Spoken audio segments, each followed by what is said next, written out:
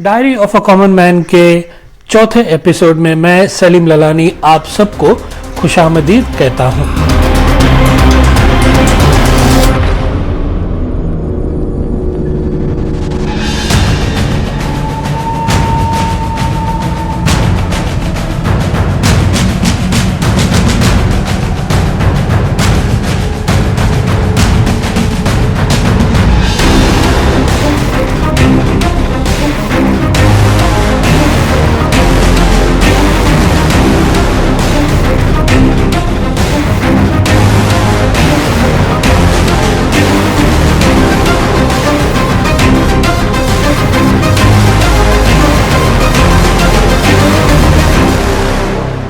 पिछले हफ्ते हम इजिप्ट से इंडिया गए थे और वहां पर हमने देखा कि किस तरह से पीर सदगुरनूर हिंदुओं को निजारी बनाते हैं और वो निजारी खोजा कहलाते हैं। और वो सिलसिला खोजों का सिलसिला जो है आज 1000 साल के बाद भी इंडिया में मौजूद है और इंडिया से लेकर काफी दूसरे ममालिक में पहुंच चुका है। अब हम फिर लौटते हैं आलमुत में, ईरान में। आपको याद है कि हसन बिन सब्बा इजिप्ट से पहुंचता है ईरान और ईरान में जाकर वो कबीला बनाता है और फिर वो कबीला नस्तो नाबूद हो जाता है 13वीं सदी में, जब इमाम रुकनुद्दीन खुरशा को हलागु खान हलाक कर देता है।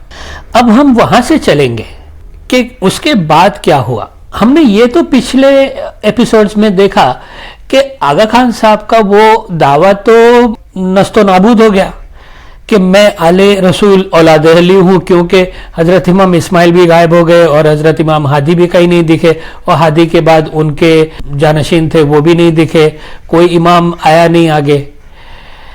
अब जो है वो तो बात खत्म हो गई, लेकिन अब सवाल ये पैदा होता है कि ये आगा खान है कौन। ये तो पता चल गया कि उनका कोई रसूल अल्लाह से कोई लेना देना नहीं है, लेकिन अब हम ये जानेंगे कि वो है कौन। तो अब चलते हैं ईरान में आलमुत की तरफ। यहां पर सारी हुकूमत, सारा कबीला जमीन दोस्त हो चुका है।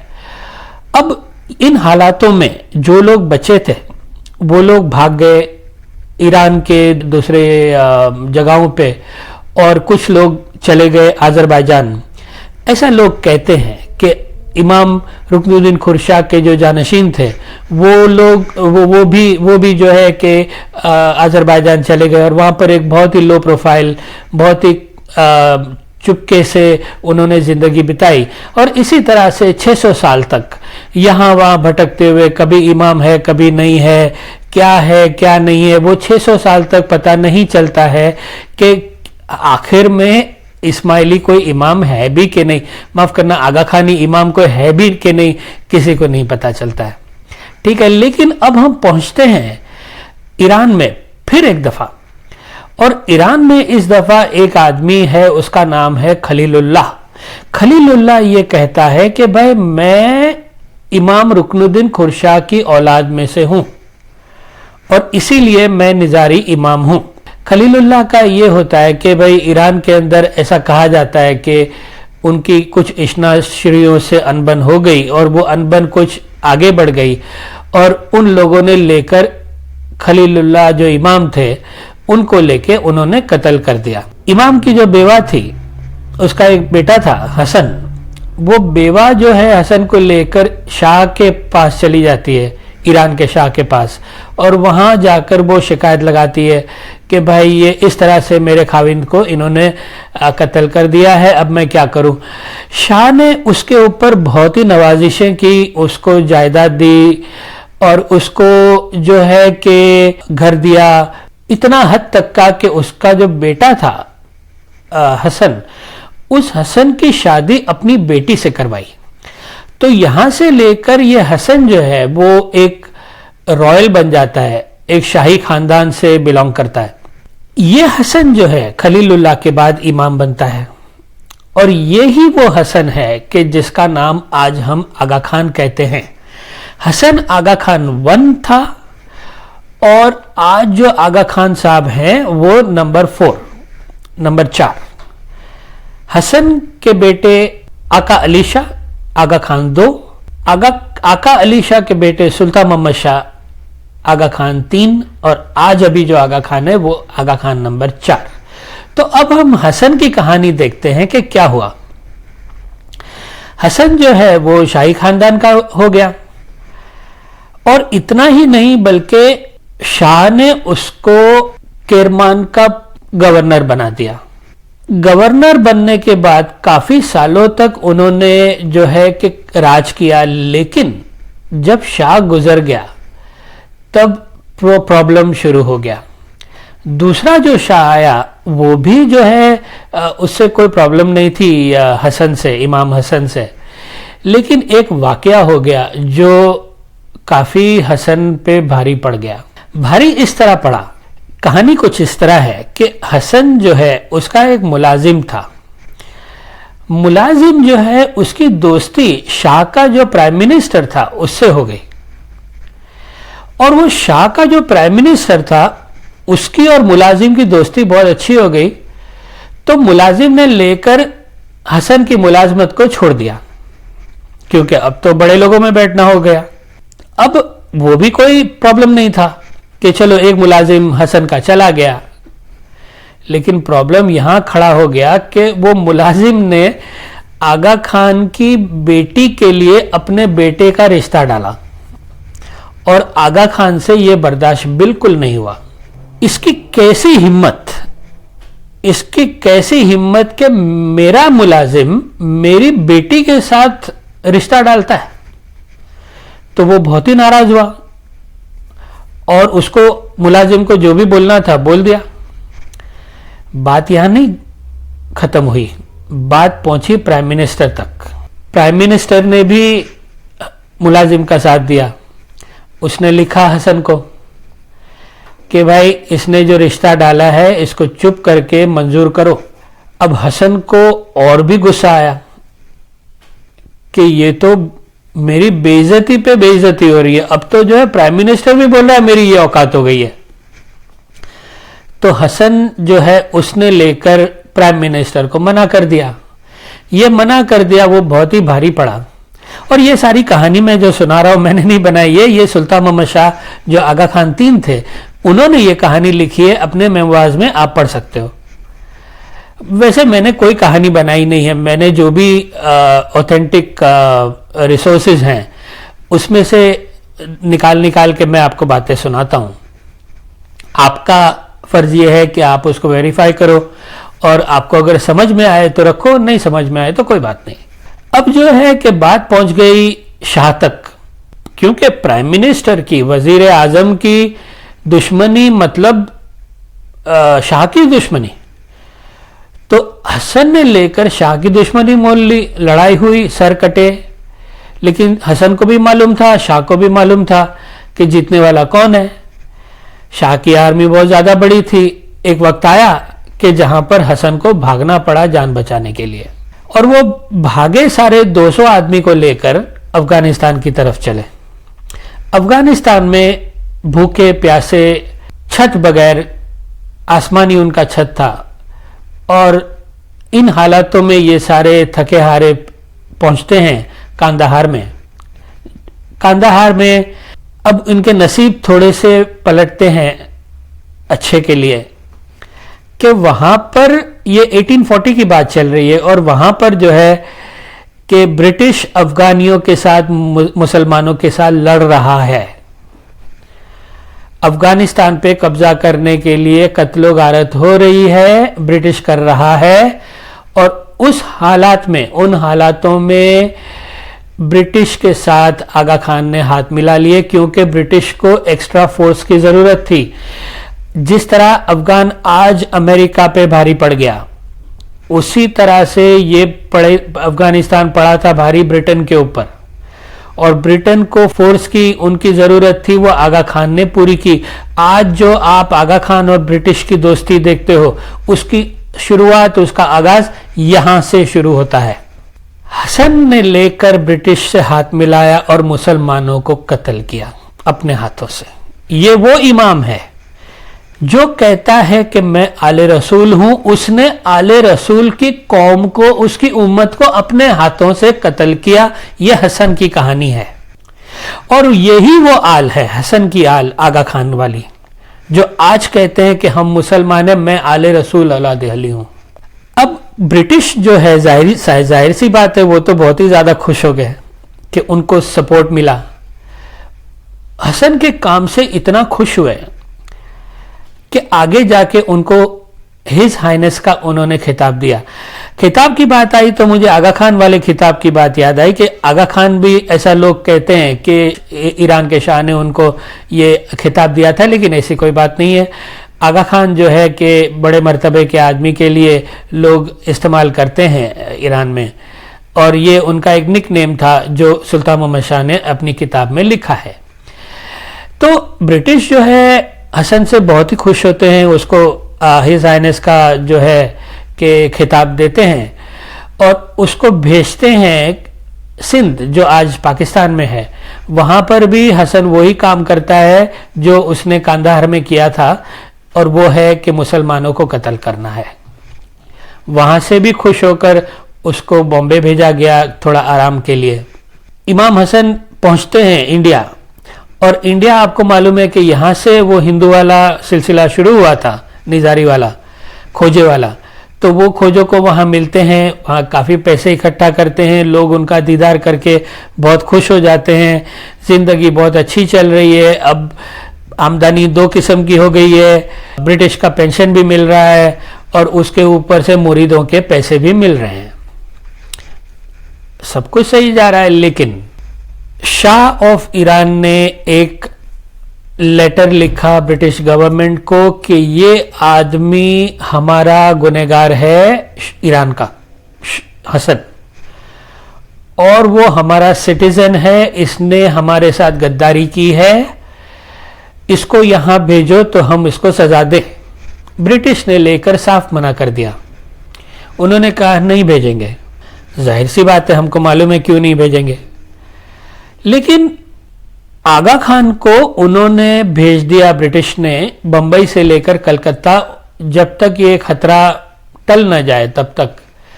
तो कुछ दिनों के लिए उनको कलकत्ता भेज दिया गया, और फिर खबर आई कि शाह का ईरान गुजर चुका। जब ये खबर आई तो उनको बॉम्बे आने की परमिशन वापस ब्रिटिश ने दी। बंबई में आकर हसन अली शाह इमाम रहते हैं, और 1877 में वो गुजर जाते हैं बंबई में, और उनका मकबरा आज भी है बंबई में, जिसको हसनाबाद बोलते हैं। वहाँ छोटी खोजों की कॉलोनी भी है, और वो मकबरा मैंने बहुत दफ़ा देखा है।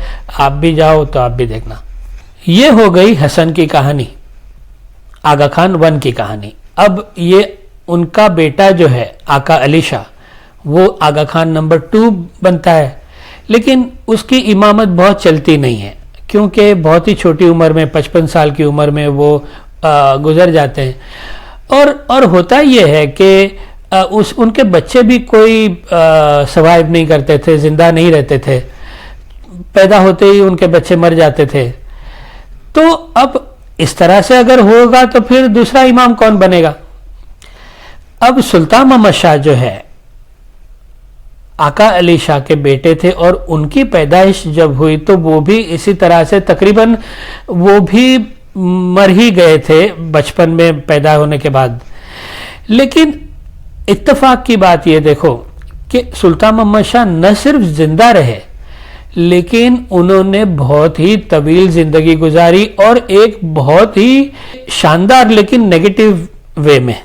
आपने देखा है कि तारीख में कितने अक्लमंद लोग आए, कितने चालाक लोग आए, लेकिन नेगेटिव कैरेक्टर।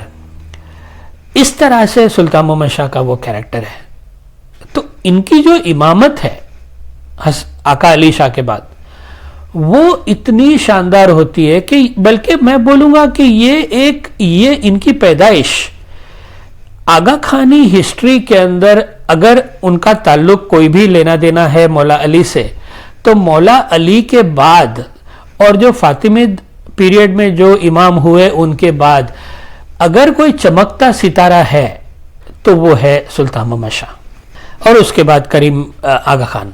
मैं आपको कैसे समझाऊं कि मैं जब बोलता हूं कि चमकती हुई जिंदगी, तो आपको ये इमेजिन करना है कि एक बॉलीवुड की मूवी चल रही है। आपको मालूम है बॉलीवुड में मसाले होते हैं।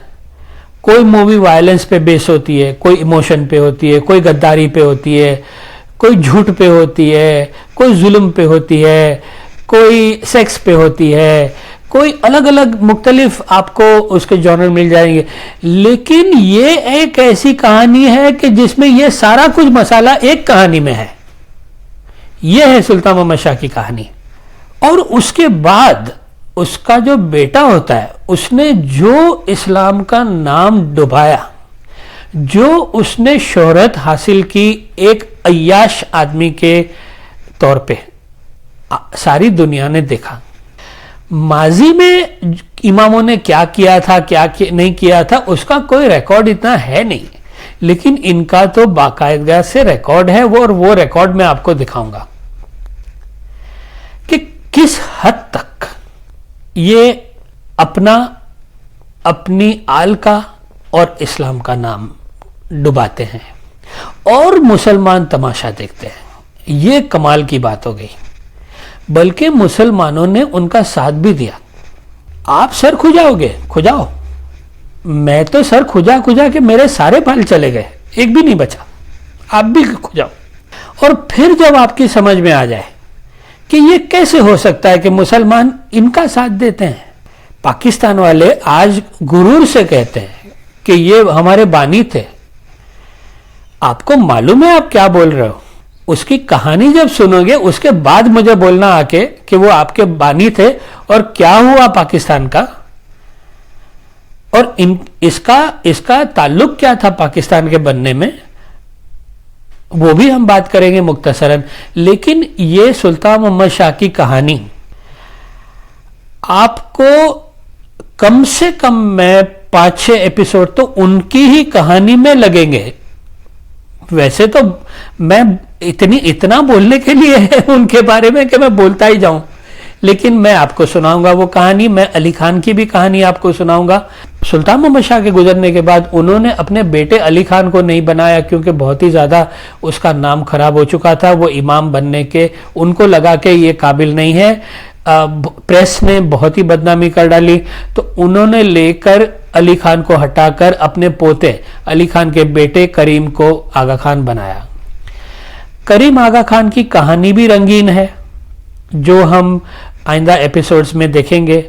तो हमने इस एपिसोड में एक सफर तय किया कि अरबस्तान से हम चले, हम यूरोप तक आए, क्योंकि करंट ये जो आगा खान 4 का जन्म जो है, उनकी पैदाइश जो है वो जिनीवा स्विट्जरलैंड में हुई और फिर उन्होंने पूरी जिंदगी यूरोप में ही काटी। आज इमामत भी यूरोप में है। तो अरबस्तान से लेकर हम चले थे सीरिया से लेकर हम चले नॉर्थ अफ्रीका, वहां से ईरान से अफगानिस्तान से इंडिया, और इंडिया के बाद में यूरोप के, जहां पर अभी भी ये कहानी, झूठी कहानी अभी भी चल रही है। तो इस कहानी में हमने ये देखा कि आगा खान साहब का कोई लेना देना है नहीं आले रसूल औलाद अली वाले दावे से। अब आइंदा एपिसोड में मैं आपको लेके चलूंगा वो वाली कहानी पे जो मैंने प्रॉमिस किया आपको, सुल्तान मोहम्मद शाह वाली कहानी पे, कि जिसमें आपको बहुत मजा आएगा और मुझे भी सुनाने में बड़ा मजा आता है। तो वो करेंगे। लेकिन इससे पहले कि मैं अलविदा लूं, मुझे 1-2 बातें आपसे आज करनी है। सबसे पहली ये बात है कि पिछले हफ्ते आगा खान साहब ने मेरी वीडियो को फिर एक दफा बंद करवाने की कोशिश की, लेकिन मुंह के बल गिरे। हुआ ये, और ये पहले भी हो चुका है, जो मेरी इंग्लिश सीरीज को देख चुके हैं, उन्होंने मेरी आवाज को बंद करने की बहुत कोशिश की, लेकिन वो कुछ नहीं कर पाए। जब मैंने ये चैनल शुरू किया था, तब लोगों ने मुझे ये बोला था कि मैं शायद पागल हो गया हूं, मुझे मालूम नहीं है कि मैं किससे टकरा रहा हूं। उन्होंने मुझे ये बोला था, अभी भी कुछ लोग बोल रहे हैं, लेकिन वो बोलने वाले थोड़े कम होते जा रहे हैं, क्योंकि वो अब देख रहे हैं तमाशा कि हुआ है क्या ये 6-7 महीनों में। और वो मैं आपको बयान करता हूं कि जब मैंने आवाज उठाने की सोची थी और पब्लिक में इनको एक्सपोज करने की मैंने सोची थी, तो मेरे दोस्तों ने, मेरी फैमिली ने और जो भी मुझे जानते थे उन्होंने कहा कि ये तू क्या कर रहा है, इससे क्या हासिल है। एक अदना सा आदमी इतने बड़े आदमी के साथ, इतनी बड़ी सिस्टम के साथ टकराएगा तो वही मरेगा, है ना। फर्क क्या पड़ेगा, कुछ भी नहीं। तो मैंने उनको ये बताया था जो मेरे दिल में पहले से था कि मैं इस चीज की परवाह नहीं करता हूं कि आगे मेरे सामने कौन है, मैं सिर्फ अल्लाह को सामने रखता हूं कि जो आगा खान से भी बड़ा है। क्योंकि हमको कुरान ने भी ये सिखाया, हमको दूसरी सिस्टम्स ने भी ये सिखाया, फेथ बेस्ड सिस्टम ने भी ये सिखाया, नॉन फेथ बेस्ड सिस्टम ने भी यही सिखाया कि जो डिवाइन है उससे बड़ा कोई भी नहीं है। तो मैं आगा खान को देख के नहीं लड़ता हूं, मैं अल्लाह को साथ में लेके चलता हूं। अब उसको मेरे काम का फैसला देना है, अच्छा देना है, बुरा देना है, वो उसके हाथ में है। मेरा फर्ज ये है कि मैं करूं, और वो मैंने किया। माना कि नुकसान अभी तक मेरा ही हुआ है, मेरे रिश्ते टूट गए मेरी बीवी को छोड़कर और कुछ मेरी फैमिली मेंबर्स को छोड़कर, मेरे पैसे गए, हालांकि मैं बहुत पैसे वाला आदमी नहीं हूं, लेकिन फिर भी काफी पैसे गए। मेरे 6 साल गए रिसर्च करने में, और ये मैं आपको सीरीज बयान करता हूं। आपको लगता है कि मैं ये सोफा पे बैठा हूं और ऐसे ही मेरे दिल में आ गया, दिमाग में आ गया और मैं आपको कहानियां सुना रहा हूं, ऐसा नहीं है। इसके पीछे बहुत काम हुआ है, बहुत मेरी दिन रात गई है इसमें, मेरे जज्बात गए हैं, मेरा वक्त गया है, मेरा फैमिली टाइम गया है। और उसके अलावा मुझे इन लोगों ने ये कहा था कि भाई देख, तू ये करेगा, ऐसे भी हो सकता है जो हुआ है पहले कि ये लोग तुझे मरवा देंगे। तो फिर से मैंने यही उनको बताया कि भाई मौत तो जो है कि वो इनके हाथ में नहीं है ना, और वैसे भी जो है कि मुझे एक दिन तो मरना है, और इतनी अच्छी मैंने जिंदगी गुजारी है ऑस्ट्रेलिया में कि अब मुझे देखना क्या बाकी रहा, मारना है मार दो। लेकिन ये 6-7 महीनों में आगा खान के ऊपर मैंने अटैक किया, उनकी हकीकत, उनका कैरेक्टर, उनकी चोरी मैंने सारी खुली खुली जबान में बताया लोगों को, खुल के अपना चेहरा दिखा के मैंने ये बात बोली है। अभी तक मैं जिंदा हूं। लोग ये मुझे कहते भी थे, अब मुझे याद आया, मुझे ये भी कहते थे, तुझे मालूम है सबसे पहले ही महीने में तेरे को कोर्ट में लेके जाएंगे और तुझे साफ कर देंगे। तो मैंने बोला भाई साफ कर देंगे, कर लेने दो। आज तक एक नोटिस नहीं आई है कि भाई तू कैसी मजाल तेरी कि तूने मेरे कैरेक्टर पे बात की, और तुझे मालूम है मैं कौन हूं, एक भी नोटिस नहीं आई है। हां, नोटिस आई किस चीज के ऊपर, कोर्ट की नोटिस तो नहीं आई, लॉयर की नोटिस आई।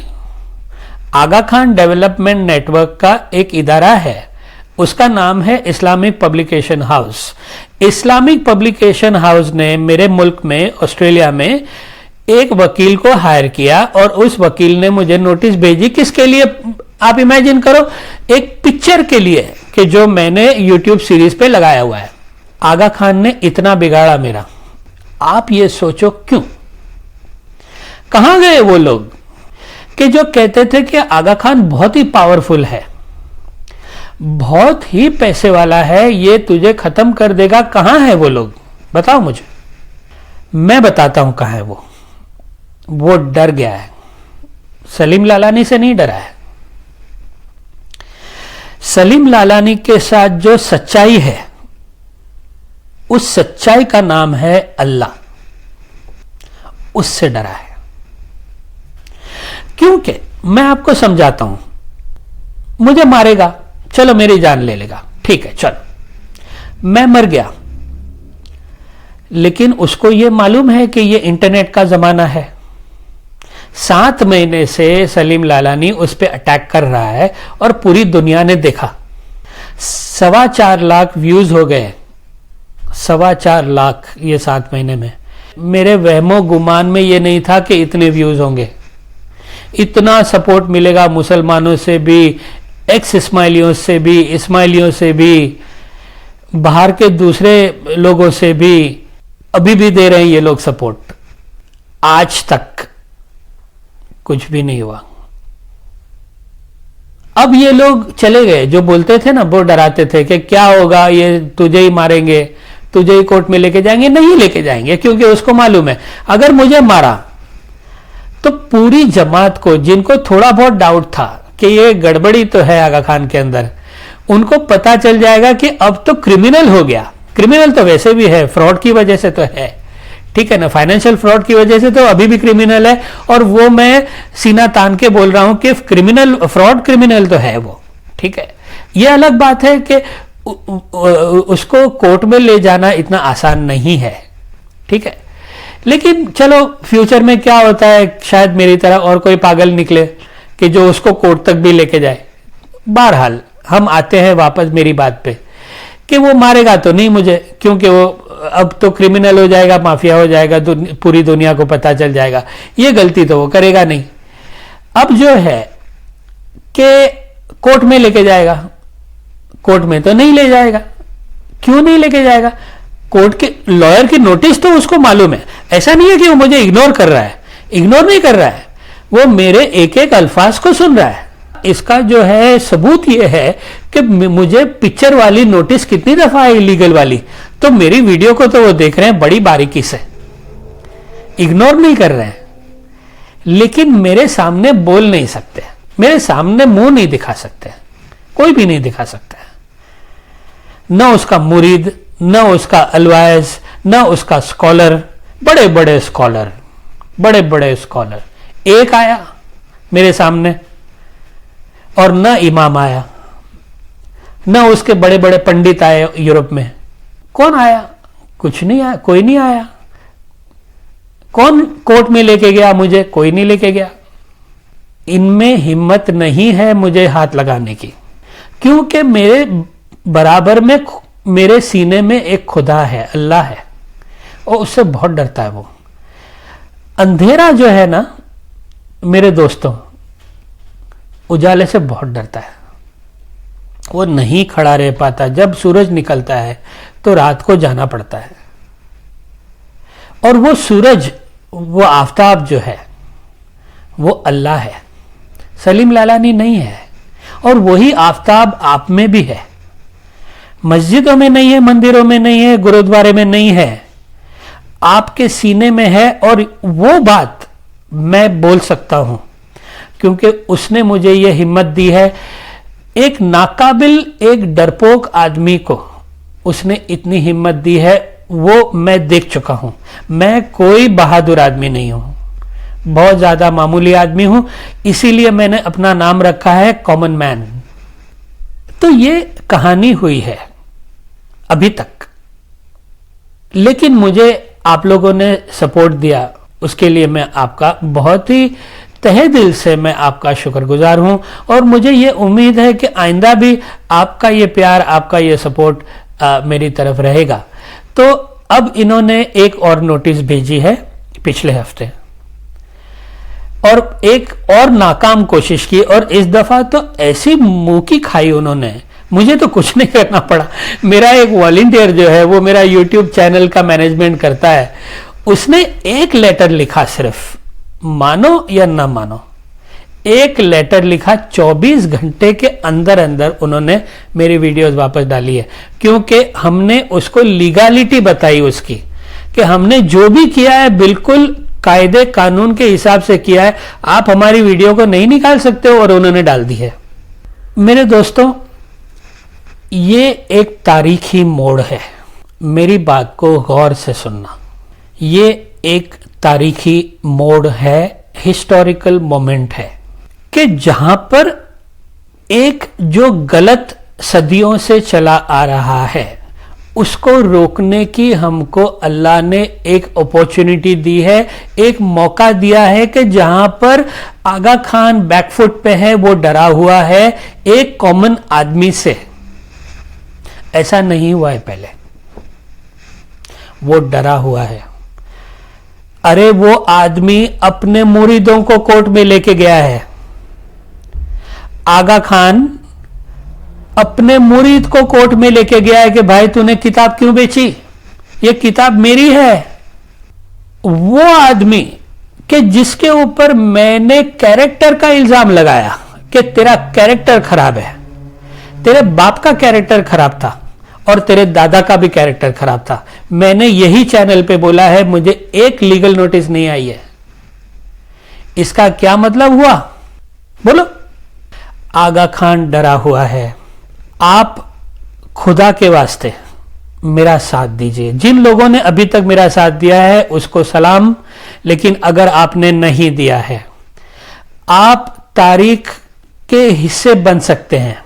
हमको सिर्फ सवाल करना है, सवाल के जरिए से हम जो है उसकी ये जो जुल्म है गरीबों के ऊपर और इस्लाम के ऊपर, इसका हम खात्मा कर सकते हैं, एक भी कतरा खून का बहाए बिना। इससे आगे मुझे कुछ नहीं बोलना है।